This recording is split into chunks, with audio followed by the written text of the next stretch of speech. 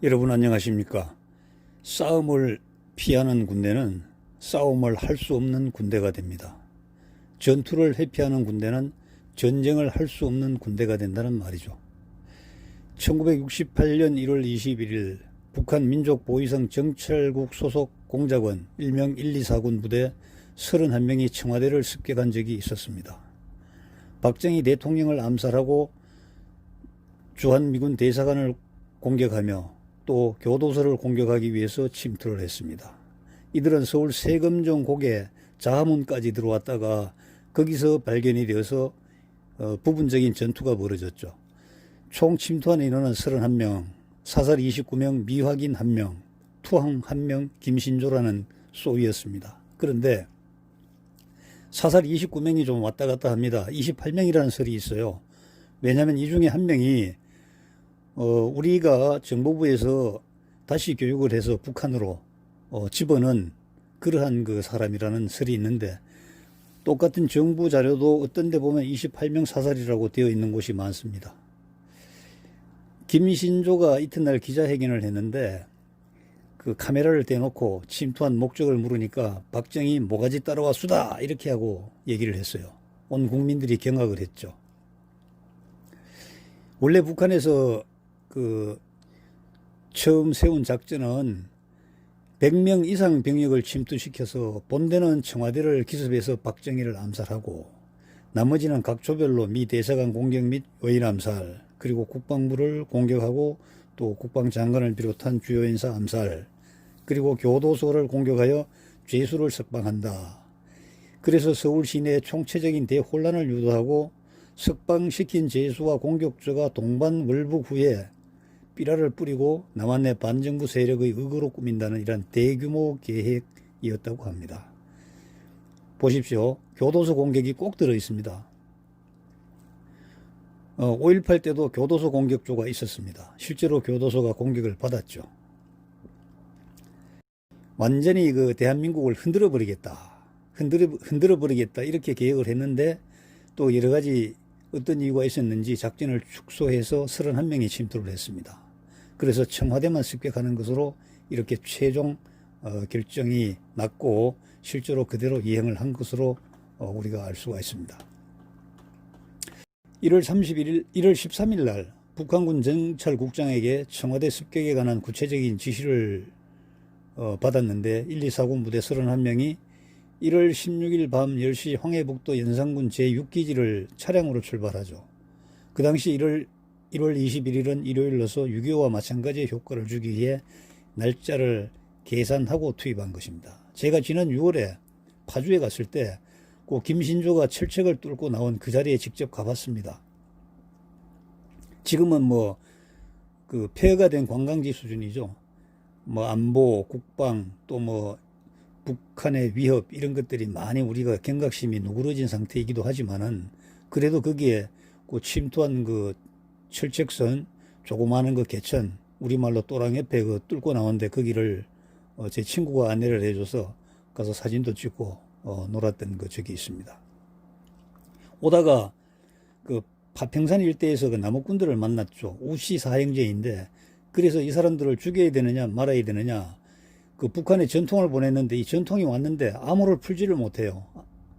중간에 무슨 일이 있었던 것 같아요. 암호 체계가 바뀌었는지. 그래서 이거 어떻게 하느냐, 자기들끼리 갑론을박하다가 투표하자. 죽여야 되느냐 말아야 되느냐. 그래서 죽이지 않는 걸로 이렇게 결정을 해놨습니다. 그 이유는 뭐냐면 지금 죽이면 우리 기도가 너무 빨리 발각이 된다. 그리고 우시 사형제에게 우리 북한에서 온 인민군이라고 자기들이 떳떳하게 밝혔습니다. 이때는 침투가 많았으니까요.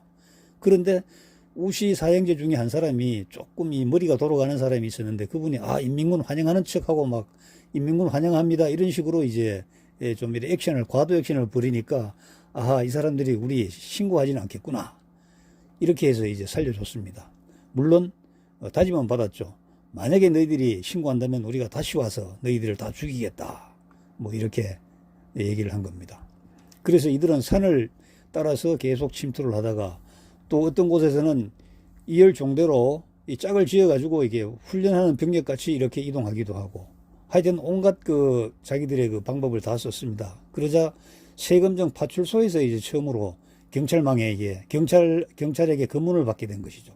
그래서 뭐 CIC다 이렇게 이제 거짓말을 했지만은 그 경찰관이 아주 그 예민한 감각으로 얘들은 그 무장공비다. 그런데 숫자가 너무 많잖아요. 검문하는 경찰은 2명이고 직원 30명이 넘어 보이고, 그래서 지연 전술도 쓰고 이런저런 얘기도 하고, 그 사이에 이제 종로경찰서로 무전 보고가 되고, 또 종로경찰서장 최규식 경무관이 이제 즉시 출동하다가 결국은 그 무장공비들하고 김신조 일당들하고 이게 마주쳐서 거기서 이제 총격전 벌이고, 최규식 경무관은 현장에서 이제 전사하고, 또 뭐 아수라장이 벌어진 것이죠. 아수라장이 벌어진 것이죠. 그리고 그 뭐 도망가면서 경복고등학교 담을 넘은 그 공비들은 그때 경복고등학교 당직 수위를 이제 사살을 하고, 또 주변에 우리 버스에도 무차별 사격을 가하고 뭐 이러한 일이 있었습니다. 그런데 그 1월 22일 날, 결국은 이제 1월 22일 날 새벽 2시 25분에 이 34단 92연대가 이제 그 인왕산 하단 세금정 계곡 이 일대에 숨어있던 그 무장공비를 발견합니다.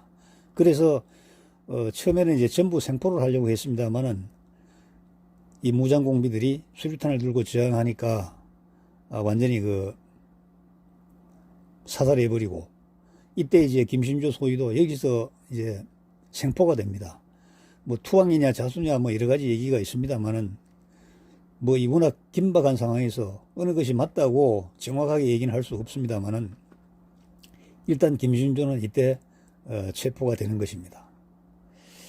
제가 오늘 그 말씀드리고 싶은 것은, 제가 많은 선배님들로부터 과거에 이런 얘기를 많이 들었습니다. 그런데 청와대 뒷산 쪽에 북악산 북악산 이쪽에서 이제 전투를 벌였던 그 수방사, 그 당시에 수경사라고 합니다. 거기서 전투를 하는 병사들이 그때는 M1 소총이었는데 이 그 탄창을 위에서 이렇게 밑으로 넣는 그 삽탄식이었습니다. 그런데 실탄이 다 쓰고 나면 이게 탁 열리면서 이제 이게 튀어나오는데, 병사들이 그 다음 탄창을 넣을 줄을 모르는 사람들이 많았대요. 그래서 달려와서 소대장님 총이요, 입을 열고 있어요 이렇게 했답니다. 저는 그 당시에 그 육군사관학교 출신 그 소대장 중대장 했던 분들이 저에게 그런 얘기를 하더라고요. 그래서 전투가 아니고 소대장들은 그 다 쏘고 나면 실탄 10발 같은 거 그냥 두루룩 하면 나가지 않습니까?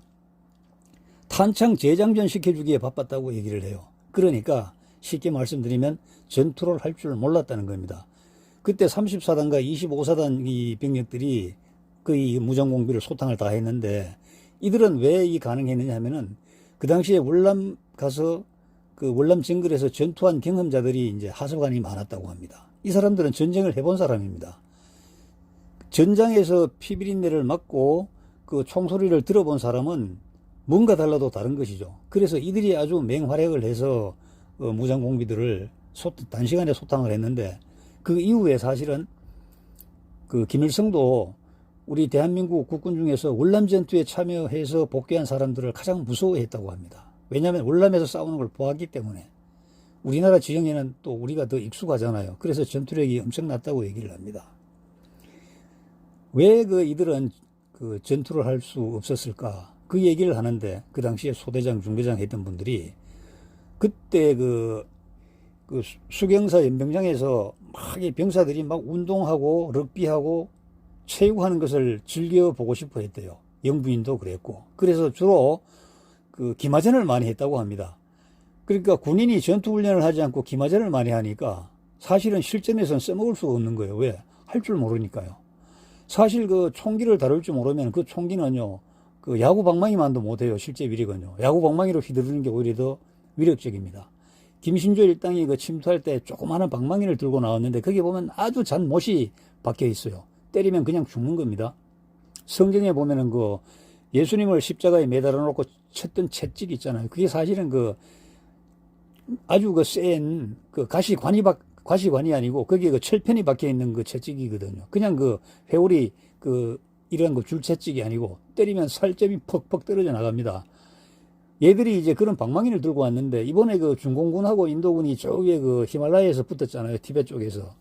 그때 보면 중공군들이 파이프에다가 쇠못을 다 박아가지고 왔어요.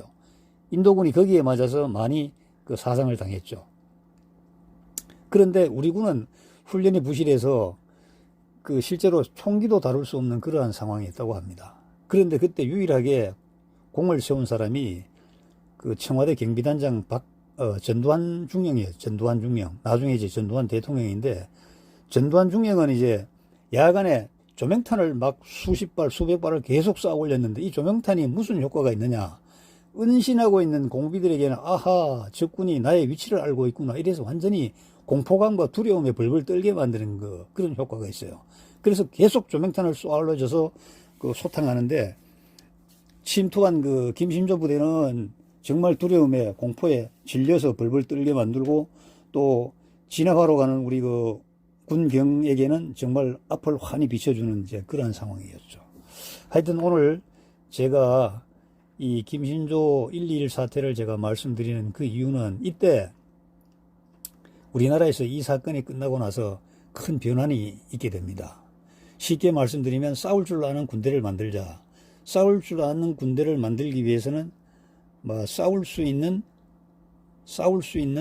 초급 장교를 만들어야 된다. 쉽게 말씀드리면 침투한 1, 2, 4군 부대보다 김신조 부대보다 더 강인한 우리 육군 장교를 만들어야 된다. 이렇게 이제 박정희 대통령께서 결심을 하시고 제일 먼저 육군 3사관학교를 창설하게 됩니다. 육군 3사관학교.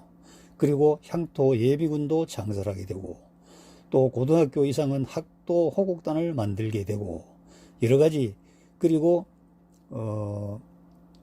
주민등록도 만들게 됩니다. 주민등록.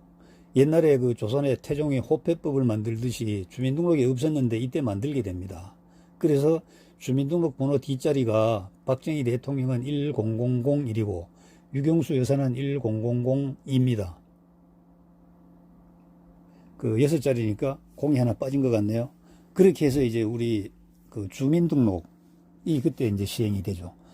언젠가부터 이걸 전자뭐로 바꿔야 된다 떠드는데, 그게 이제 박정희 흔적지우기인데요.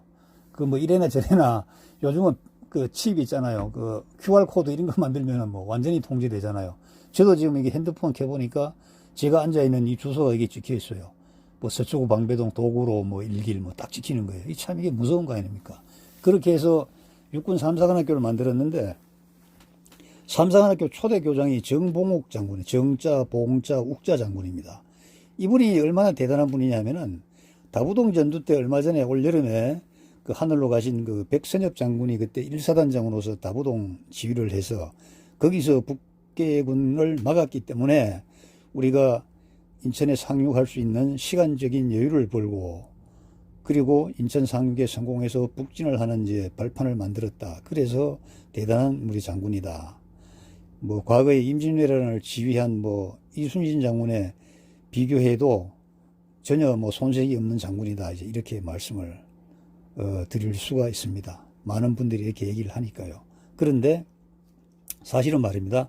이 다부동 전투에서 정말 백척간두입니다. 한 군데가 뚫리면은 그냥 무너지는 그 상황입니다.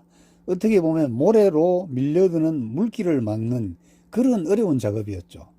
그래서 정말 전전긍긍하고 있었고, 북해군도 마찬가지죠. 공격하다가 한 군데서 역습을 받아 무너지면 그냥 뚫리는 거예요. 정말 아주 치열한 전투의 한 중심에서 정봉욱 그 당시 소자, 북계군 포병 대대를 지휘하고 있던 소자가 편제 포대를 데리고 투항을 해버립니다. 세상에 이런 일이 어떻게 일어납니까? 그쪽은 완전히 전승을 눈앞에 둔 군대이고, 우리는 까딱 잘못하면 패전해가지고 흔적도 없이 사라질 군대인데, 거기서 절대적인 우위를 점하고 있는 저쪽 북한군 보병도 아니고 포병대대장이 편제화기를 동반한 채 이제 귀순을 해버린 겁니다. 정말 이 기적 중의 기적은 이런 건데요. 포병은 원래 주요 표적을 다 이렇게 따놓지 않습니까? 보병하고는 또 다르잖아요, 이 전투가. 그래서 정봉욱 장군이 넘어와서 북계군 주요 유생 역량 직결지에 대해서 표적을 따서 거기에 정밀 공격을 하게 되고, 표적을 따서 정밀 공격을 하게 되니까 북해군으로서는 엄청난 타격을 입었고, 그때 이제 인천 상륙 작전이 성공을 해서 우리가 북진을 하는 발판을 만들 때 우리는 백선엽 장군을 이렇게 우러러 보고 있습니다만, 사실 그 밑에서 정봉욱이라는 북해군 포병 그 소자가 왜 우리 쪽으로 넘어왔느냐, 바로 그분이 삼사관학교 초대 교장이 된 겁니다. 이분은 정말 청렴결백했고, 저도 이분에게 아주 젊은 20대 초반에 이분을 몇 번 만난 적이 있습니다. 이분이 이제 정신교육을 하러 오셨는데, 한여름인데 사과를 대접하는 것이 그때 최고의 대접이었습니다. 사과. 지금 솔직히 사과 얼마나 많습니까? 사과 나기 직전인데도 저희 냉장고 열어보면 사과가 수두룩해요. 그런데 그 당시에 말입니다. 그것도 사과의 본고장이라는 영천 대구에서 그분에게 최고의 대접이 사과인데, 사과를 구하러 영천에 제가 과수원을 다 다녀봤는데 단 하나를 구할 수가 없어요. 왜? 냉장, 냉동 시설이, 보관시설이 없기 때문에 없는 것이죠. 이분이 이제 얼마나 청렴결백하시냐 하면은, 장교는 하면 안 되는 게 있대요. 절대 욕설을 하면 안 돼. 그리고 부정부패를 하면 안 되는 거야. 그리고 모든 편제 장비는 다 다룰 수 있어야 돼. 왜? 박격포 사수가, 병사가 예를 들어서 불의에 사상을 당하면은 그냥 놓을 수 없잖아. 소대장이 그걸 쏴야 되고, 또 도자도, 불도자도 움직일 수 있어야 되고, 전차도 몰 수 있어야 되고, 장교는 전천후가 돼야 된다는 겁니다. 이런 신념을 가지고 계신 분인데, 삼사관학교 초대 교장으로 오셔가지고, 맨발의 전사 있잖아요. 우리 삼사관학교 1기, 2기, 한 5기 선배님들까지는 다 이렇게 훈련을 했다고 하시더라고요. 맨발로 다니니까 이 발바닥이 말입니다. 곰발바닥이 돼 있어요. 곰같이. 그래서 정말 이 맨발로 산을 막 질주를 하고, 하루에 10km, 20km씩 구보를 해도 괜찮을 정도로 이런 발언돼 있는데, 나중에 문제가 생기더래요. 어떤 문제가 생겼냐. 이 발 가죽, 두꺼워진 곰 발바닥 가죽과 원래 살 사이에 물집이 생겨, 수포가 생기는 거야. 그래서 이걸 처리하기 위해서 단단한 발바닥에 주사기를 집어넣어가지고 군의관들이 그 물을 다 빼내는 그런 치료를 했다고, 그 당시에 훈육관 대선배님들께서 이런 말씀을 이제 하셨습니다. 그래서 이 많은 이 삼사관학교 소위들이 인간을 해서 우리나라 육군의 소대장, 중대장은 거의 7, 80%를 다 이렇게 장악을 했고, 또 지금은 이분들이 이제 예비전력, 예비군 군무사무관으로 이제 오셔가지고 우리나라 후방 지역의 예비전력을 강화하는데 굉장히 굉장히가 아니고 절대적인 공헌을 하고, 이분들이 없으면 안 되는 것이죠. 그런데 이제 이러한 그 당시에 박정희 대통령이나 군 수뇌부에 정말 나라를 위한 큰 결단과 정책이 현장에서는 또 어떻게 변질이 되기 시작하는 거예요. 힘든 일은 삼사관학교 장교들이 다 하고, 또 편안하고 포실한 일은 육사 장교들이 다 하는 거야. 그럼 육사 출신들은 또 자동 진급은 대령까지는 자동 진급이 다 되니까, 이렇게 또 되다 보니까 실제로 육사 출신 장교들에게 정말 전투 지휘 능력이 있느냐 하는 것을 지금 의문입니다. 저도 그분들하고 많이 근무도 해보고 그분들의 행태도 많이 봤는데, 굉장히 우월한 의식이 있어요. 신라시대 풍기로 따지면 자기들은 성골 아니면 진골이고, 삼사관학교 출신 장교들은 육두품도 안 되는 거야. 쟤들은 마음대로 막 시켜도 되는 거야. 왜? 인사권을 주로 자기들이 가지고 있으니까. 인사란 것은 우수한 능력을 가진 장교들을 선발을 해서 진급을 해서 좀 더 큰 부대의 지휘관을 만들므로 인해 가지고, 결국은 유사시에 테러라든가 또 국지전에 대비를 하고 전쟁이 일어났을 때는 전투 지휘를 잘할 수 있도록 인재를 키우는 과정인데, 요게 이제 못된 사람들에 의해 가지고 자기들이 기분 좋고 살갑고 입만 맞는 사람은 평정을 잘 줘서 진급을 시키고, 그러지 않은 사람은 가진 이상한 이름을 붙여가지고 다 이렇게 밀어내는 겁니다. 이건 아니라고 하지만 근무해본 사람들은 다 느끼는 상황이거든요.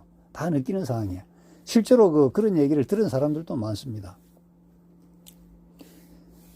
노태우 대통령 때 수방사 단장을 했던 어떤 모 인사는 삼사관학교 장교들에게 실제로 얘기했대요. 야, 너희들 진급시키려고 만든 거 아니야. 또 생도대장을 했던 어떤 사람은, 야, 너희들은 예비군 중대장 하면 딱 맞지, 왜 너희들이 중령 대령 하려고 해. 이렇게 공개적으로 얘기를 했어요. 참 안타까운 일 아니겠습니까? 그런데 군의 중추를 맡은 사람들이 사실은 전투 지휘 능력, 전쟁 지휘 능력이 없다는 것은 국가적으로 불행입니다. 대단히 큰 불행입니다. 정말 대단히 큰 불행 중에 불행입니다. 국방장관, 서욱 장관 인사청문회입니까? 거기에서 제가 정의당 국회의원 카톡을 내가 전에 봤는데, 사실 이거 다 알고 있으니까 공개를 하겠습니다. 이미 여러분들도 알고 계시겠죠. 그 후보자가 위장 진입을 2번 했고, 그 다음에 갭 투자를 2번 했고, 그 다음에 박사학위 논문은 표절률이 37%인가 그러는데, 원래 30%가 넘으면은 박사학위 논문이 그게 원래 승인이 안 되는 거랍니다. 그런데 그 당시에는 그런 법이 없었다는 말도 있고, 사실 저도 박사학위 논문을 썼습니다만, 저는 표절률이 교육부에 보고된 게 0%거든요. 기록을 세웠습니다. 그런 일이 있었는데, 그걸 어떻게 하느냐. 개인적인 윤리 도덕 관련 것은 비공개로 넘기자. 이래서 청문회는 하되 공개하지 않는다는 조건으로 이제 했는데, 그걸 누가 했느냐. 그 육사 출신 국회의원 신원식하고 한교호 의원이 한 거예요. 자기 후배니까, 자기 후배 감싸기 위해서는 이제 어쩔 수가 없이 그렇게 했다. 이게 정말 큰일이거든요. 장수들이 말입니다. 우직해야 되고, 무고는 타협을 하면 안 돼요. 타협이라는 게 거래를 하면 안 된다는 겁니다. 실제로 산해관을 열고 이적을 맞이한 오삼계. 여러분, 오삼계라고 중국의 역사에 아주 유명한 인물이 있어요.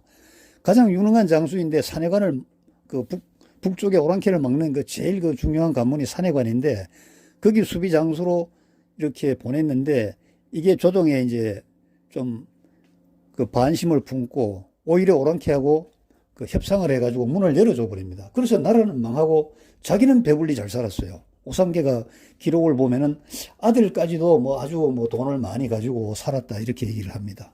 무골이 이러면 안 되는 거거든요. 저는 이번에 참 실망했습니다. 실제로 신원식 장관 같은 경우에는 제가 털도 좋고 목소리도 우렁차고 저 정도면 정말 쉽게 얘기해서 깜이다. 뭔가 할 수 있겠구나 이래 생각했는데, 뒤에서만은 정말 신의원, 한의원 그러면 안 됩니다.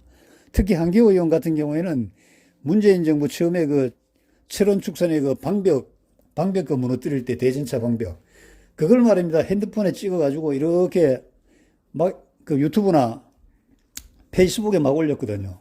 제가 그때 페이스북에 글을 이렇게 달았어요. 한의원 봤는지 모르겠습니다만, 들어 누워. 정말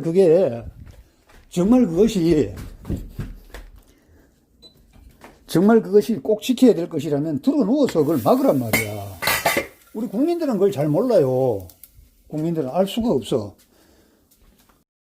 정말로 대전차 방벽이 필요하다면은 그 분야의 전문적인 식견과 전문적인 경험을 한 사람들이 그것을 결사적으로 저지해야 되는 겁니다. 들어눕든지 아니면 그걸 무너뜨리는 포크레인 삼나라 위에 올라가서 2팔 벌리고 반대를 하든지 이렇게 해야 되는 겁니다. 국민들에게 너무 애국심을 바라면 안 되는 거예요. 국민들은 대표적인 인물들이 하는 행동을 보고 간접적으로 감을 잡을 뿐입니다. 그러니 그 지역의 국회의원이고 그 지역에서 장군까지 했다는 사람들이 그것을 결사적으로 저지하지 않으니, 아니 지역에 당원들도 있잖아요. 당원들 동원해서 결사적으로 좀 저지하는 모습을 보이면은 많은 국민들이 아하, 저거 정말 필요한 거구나, 저거 저래서 안 되는 거구나, 이렇게 생각을 할 수 있단 말입니다. 그 대전차 방벽은 박정희 대통령 시절부터 이미 40년, 50년, 60년 계속 유지되어 왔던 것이기 때문에 그냥 국토의 일부분, 국토의 조형물의 일부분으로 사람들은 이미 고차가 돼버렸어요. 그냥 가다가 있으면 저거 우람한 게 하나 있네, 이 정도로 생각하고 마는 거죠. 그런 단계가 됐는데, 문재인 정부는 지금 들어서 그걸 뭐하러 또 허물어요? 그 돈 들여가지고 만든 것을 돈 들여서 허뭅니까? 자, 그거는 어떤 전략적인 판단, 아니면 통치 목적, 정부적인 판단? 그건 모르겠습니다. 할 수는 있다고 봐요. 그러면 그것이 정말 필요하다면요, 그 지역에 있는 국회의원 한 사람들, 장군 한 사람들이 결사유지해야 되는 거 아닙니까? 사실 4대강도 벌써 허물 수 있었는데 못 허문 이유가 뭡니까? 그 지역 농민들이 포크레인 들고 나와서 막아버린 거예요. 여기 여주 이포보 대표적으로. 그 지역에 사는 사람들은 절대적으로 그걸 쌍수를 들어 환영하는 겁니다. 여러분, 평화의 때 만들 때 얼마나 욕했습니까? 그러나 제가 꽤 오래된 얘기입니다만 80년도 중반인가? 제가 화천에 가보니까 화천에 있는 지인들이 저 평화의 때만 했으면 우리 화천 시내가 없어졌대요. 그 해가 아마 금년과 같이 큰 수해가 났던 해 같아요. 그래서 그 평화의 댐 덕분에 우리 시가지가 안전하게 이게 보호될 수 있었다고 그 지역에 사는 주민들이 그렇게 얘기를 하는 겁니다. 연도는 제가 분명하지가 않은데 그것도 1980년도 초반, 중반 정도 된 것 같네요. 그때 비가 많이 왔을 때 화천군에서 수해 대비하는 그 군청 직원들하고 그 용역들이 참 일을 잘 했습니다. 그리고 마지막에 이제 장마가 끝났다는 예보를 이제 듣고 거기 그 화천에 보면 그 신읍리 쪽에 이렇게 그 개울 두 개가 만나는 그 지점, 삼각주 지점이 있는데 거기서 이제 마지막 그 이별 그 파티를 했대요. 해산 파티를 했다는 겁니다. 그런데 갑자기 산악 지역에서는 이 기상이 돌변하니까 집중호우가 다시 내리기 시작한 거예요. 물이 불어나니까 사람들이 술 한잔 먹은 내가 올여름에 수해 그 복구 얼마나 잘했는데 하고 이제 거기서 이제 자만심이 생긴 거예요. 근데 물이 자꾸 늘어나니까 모래로 이렇게 뚝을 만들어서 그 물을 막았다 이거예요. 여러분 말이 됩니까? 모래로 뚝을 막는다는 게요. 그래서 결국은 거기 모였던 사람이 다 그 물에 빠져 죽었어요. 근데 두 사람이 살았습니다. 한 사람은 남자가 자기 부인을 두고 그냥 그 통나무 하나 잡고 건너왔고 또 여성 한 분은 자기 남편 보고 이 겁쟁이야 죽을라면 너 혼자 죽어 나 나갈 거야 하고 또 이제 떠내려오는 통나무를 잡고 반대편 이제 대각선으로 쭉 가서 살아나왔는데 그 두 사람만 살아나왔답니다. 그런데 그 당시에 제가 물어보니까 왜 헬기를 안 띄웠나 그러니까 워낙 강풍이 부으니까 육군 7사단의 그 코브라 헬기가 뜰 수가 없었대요. 거기에 500mm 뜰 수가 없었다는 겁니다. 왜? 강풍에 그 헬기마저 또 이렇게 실종될 수가 있으니까. 사실은 그 삼각주 바로 옆에 그 육군 항공대가 있었거든요. 그러니까 전투 장비들이 많았고 구조하는 장비가 많았는데도 구할 수가 없는 거야. 자연을 이기는 그 인간은 없다고 말입니다. 그때 그 사람들이 실감을 하는데 그때 목격한 한 분이 저에게 말씀하시는데 이쪽 뚝에서 바라보니까 살려달라고 밤인데 이게 해가 빠져서 이제 어둑어둑해지니까요. 이 후레쉬불을 이제 들고 계속 이렇게 흔드는 겁니다. 그거는 뭐, 나와 있잖아요. 물에 빠진 사람들이 구조를 요청하는 단계, 그 후레쉬불을 밤에는 이렇게 흔들면 볼 수가 있으니. 그런데 헬기는 뜨지 못하고 그 후레쉬불은 점점 하나 둘 사라지는 겁니다. 왜? 물에 잠기니까요. 마지막에 물로 꼬르륵 잠기는 그 마지막 그 후레쉬불로 불을 이제 고불로 인해서 모두가 다 죽었다는 것을 이쪽에 직감을 했다고. 그리고 그 다음 날부터 뭐 수색을 해서 그 시체를 인양하고 하는 그런 아주 작업이 있었다고 합니다. 이와 마찬가지로 현지에 사는 사람들이 가장 그 중요하게 여기고 현지 사는 사람들이 쌍수를 들어 환영하는 것은 그냥 그대로 두는 거죠.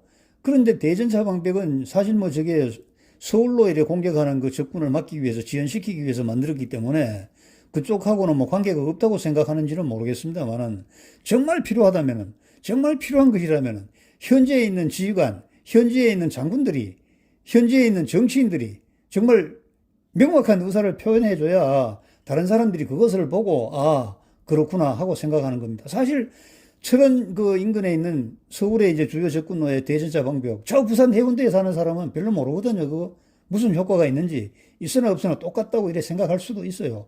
제주도에 사는 분들이 그게 무슨 효과가 있습니까? 그게 아무런 감정이 없을 수도 있지 않습니까? 이와 마찬가지로 정말 그때도 그것이 정말 필요하다고 생각했다면은 그 지역에 계신 정말 리더들이 명확한 입장을 표명해 줘야 되는데 핸드폰 동영상이나 찍어서 말입니다. 유튜브에 퍼나르긴 하고 페이스북에 퍼나르긴 하고 저 그 페이스북 펴들고 많은 사람들과 토의를 했어요.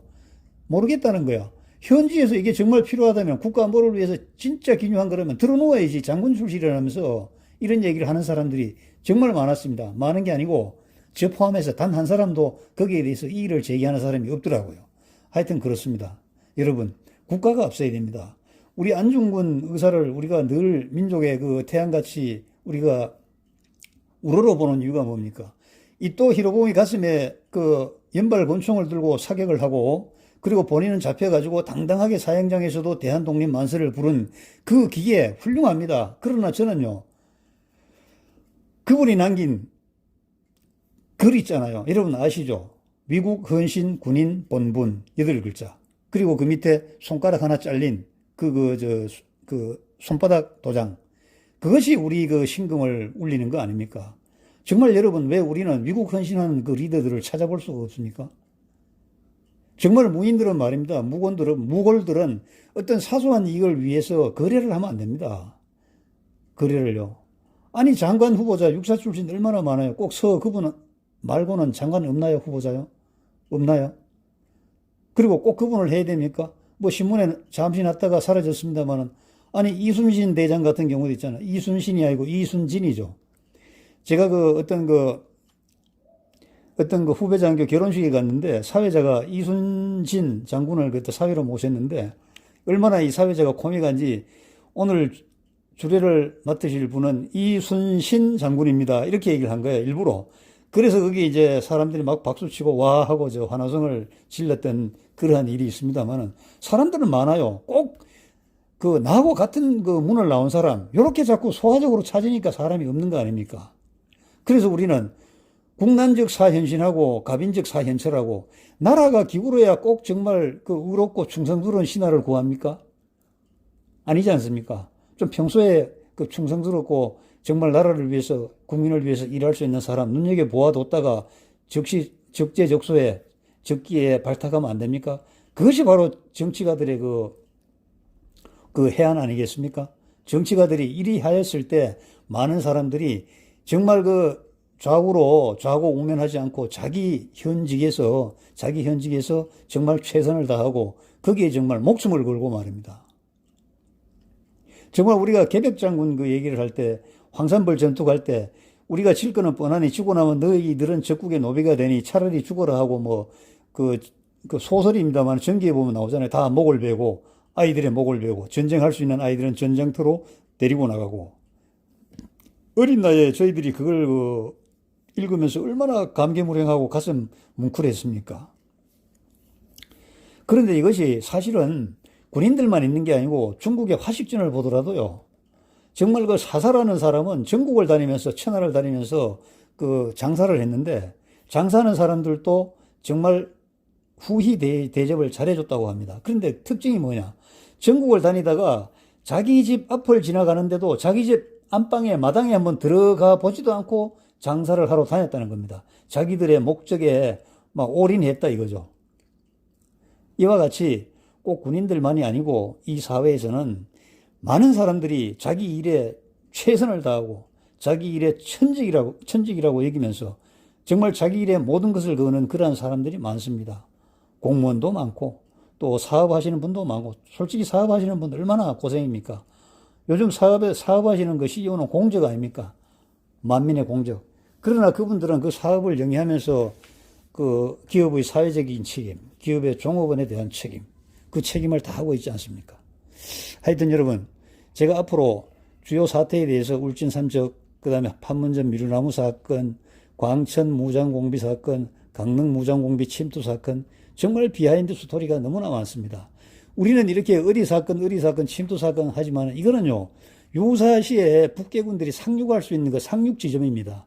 거기에 대한 훈련을 계속 했던 거예요, 걔들이요. 그냥 들어오다 보니까 울진이고, 들어오다 보니까 삼척이고, 들어오다 보니까 여기 강릉이고, 또 침투하다 보니까 광천, 서천, 또 침투하다 보니까 강화도가 아니고, 다 전쟁 계획 속에 나와 있는 예상 상륙 지점입니다, 거기가. 그래서 그들은 계속 반복 연습을 했던 것입니다. 그런데 강릉 무장공비 침투 사건 이후에 저희들이 직접 침투는 없어요. 왜냐하면 이쪽에 있는 사회 시스템을 바꿔놓았기 때문에 굳이 침투하지 않아도 모든 정보는 다 가져갈 수 있습니다. 김영삼 대통령 되고 나니까 그때 이제 광화문 일대에서 탄식이 청와대 회의 자료가 오전 10시면은 평양에 도착 안 된다, 이렇게 말하는 사람들이 많았습니다. 근거 있냐고? 모르죠, 우리야. 의심을 왜 하냐고. 의심하는 것은 국민의 당연한 권리입니다. 의심받지 않도록 하는 게 정권을 잡은 사람들의 그 사람들의 책임이라고요. 그래서 추미애 장관 아들도 휴가 미기 많습니다, 우리 군에. 근데 왜 그럼 그 사람 아들만 문제 삼느냐고. 휴가 미기한 다음에 대처하는 태도가 틀려먹었다고. 일반 사람들이 다 할 수 있는 그러한 태도였으면은, 그러한 방법이었으면 국민들이 욕하지 않죠. 예를 들어 제 아들이 군에서 미기를 했는데 제가 막 카톡을 넣어요. 한 5시간 뒤에 도착하도록 하겠습니다, 참고해 주십시오. 그럼 그쪽에서 알았어, 도착하면 되지. 이게 모든 국민들에게 다 통용된다면은 추미애 장관 아들도 괜찮아요. 그러나 아니잖아요. 여러분들 저 아들 군대 보낸 사람 저 전방 12사단이나 2사단에 가 있는데 휴가 어쩌다 미기 됐는데 말입니다. 카톡으로 그 갈수 5시간만 저 연장해 주세요. 못 하잖아요.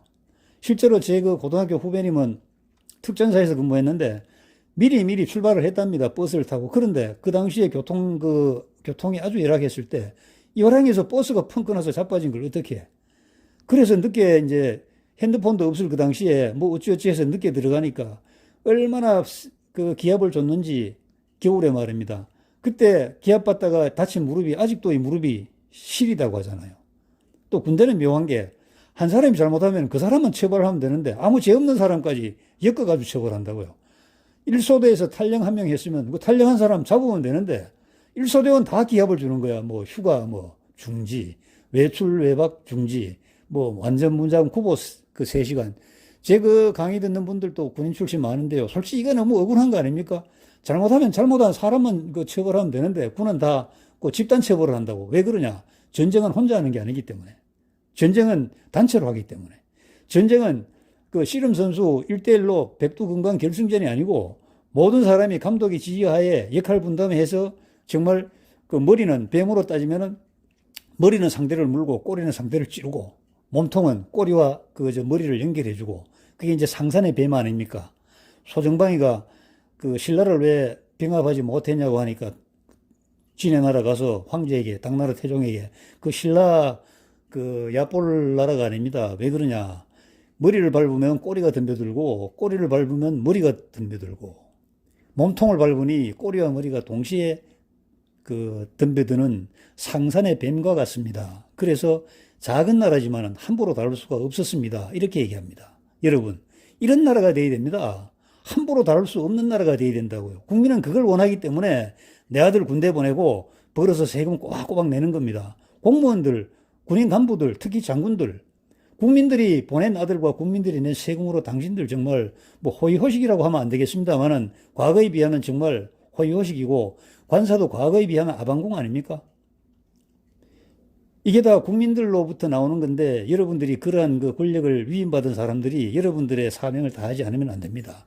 특히 정치와 관련해서 얘기하면요. 야당은 들야예요, 들야.